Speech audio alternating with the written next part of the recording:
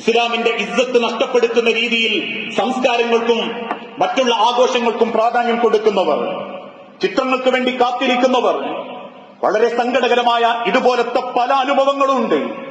പല കോലത്തിലും കല്യാണപ്പുരയിൽ പ്രാങ്ക് ചെയ്യാൻ നിന്നൊടുക്കുന്നവര്, ചെയ്യിപ്പിക്കുന്നവര്, പെൺമക്കളെ കെട്ടിച്ചുവിടുന്നതിന്റെ ഇടയ്ക്ക് ഒരുപാട് സങ്കടങ്ങൾ അനുഭവിക്കേണ്ടി വരുന്ന വാപ്പാര്, മോഡലും ഫാഷനും അനുസരിച്ച് ചിന്തകൾ മാറുമ്പോ അതിനനുസരിച്ചിട്ടൊരു വാപ്പ കരയേണ്ടി വന്നിട്ടുണ്ടെങ്കിൽ, നിങ്ങൾ എന്തു വാങ്ങാതെ കെട്ടിയാലും, നിങ്ങൾ 1000 പേർക്ക് ഭക്ഷണം കൊടുത്താലും, ആണാവട്ടെ പെണ്ണാവട്ടെ, തിന്നുപോയവരുടെ വയറ് വിശന്നപ്പോ ആ വിശപ്പ് മാറിയെന്നല്ലാതെ അള്ളാന്റെ അടുത്തൊരു കൂലിയും കിട്ടുമെന്ന് പ്രതീക്ഷിക്കണ്ട.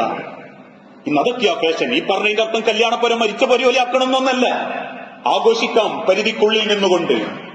ഏതോ ഒരുത്തന്റെ ക്യാമറയുടെ വലുപ്പത്തിനനുസരിച്ച്, അവന്റെ ഫോട്ടോഗ്രാഫിയുടെ കുശാഗ്രത പ്രകടിപ്പിക്കാൻ വേണ്ടി അവൻ കാണിച്ചു തരുന്ന ചില കോപ്രായങ്ങൾക്ക് വേണ്ടി റോട്ടുമ്മലും നാട്ടിലും ബീച്ചിലും ചെന്ന് സ്വന്തം മക്കളെയും സ്വന്തത്തെയും ചിട്ടപ്പെടുത്തുന്ന ഈ പ്രവണത ഏറെ അപകടകരമാണ്.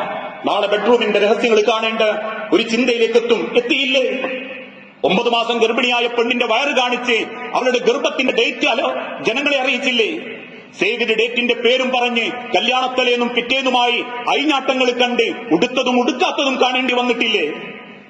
ഓരോരുത്തരും അവനവന്റെ ഷോക്കനുസരിച്ച് കാണിച്ചു വെക്കുന്നത് കണ്ടുവളരുന്ന നാളത്തെ തലമുറക്കും ജനിപ്പിച്ച മാതാപിതാക്കൾക്കും കണ്ണുപൊത്തി കണ്ടു നിൽക്കേണ്ട ഒരു ഗതികേട് വന്നിട്ടുണ്ടെങ്കിൽ അത് നാട്ടുകാർക്കാണെങ്കിൽ പോലും അതൊന്നും പടച്ചോന്റെ ബർക്കത്ത് കിട്ടാനുള്ള കാരണങ്ങളല്ല, അള്ളാന്റെ ശാപം കിട്ടാനുള്ള കാരണങ്ങളാണ് ഓരോ കുടുംബക്കാരും കല്യാണം സംഘടിപ്പിക്കുന്നവരും ചിന്തിക്കണം.